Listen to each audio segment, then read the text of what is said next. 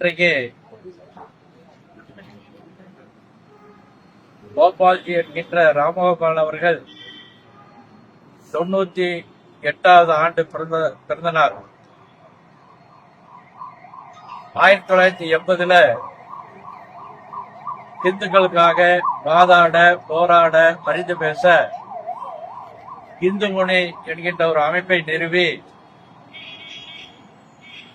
தமிழ்நாடு முழுவதுமே சுற்றுப்பயணம் பண்ணி சின்ன சின்ன கிராமங்களையும் கூட அவர் சுற்றுப்பயணம் செய்து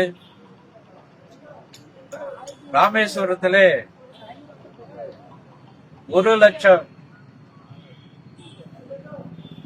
ராமநாமம் சொல்லி பூஜை செய்து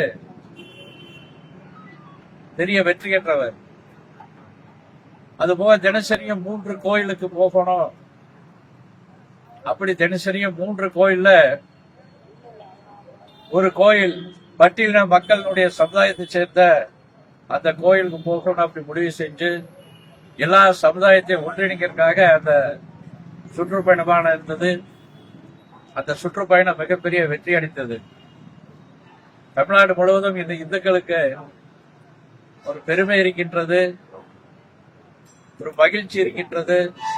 நான் ஹிந்து அப்படின்னு சொல்லக்கூடிய அளவில், பெருமைப்படக்கூடிய அளவில் இன்னைக்கு உயர்ந்திருக்கின்றார்னா அது நம்முடைய கோபால்ஜி அவர்கள் தான்.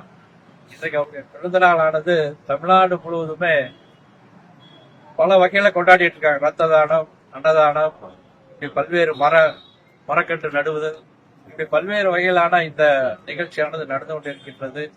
இது இன்னும் இந்த நேரத்தில் இதை தெரிவிக்கிறேன்.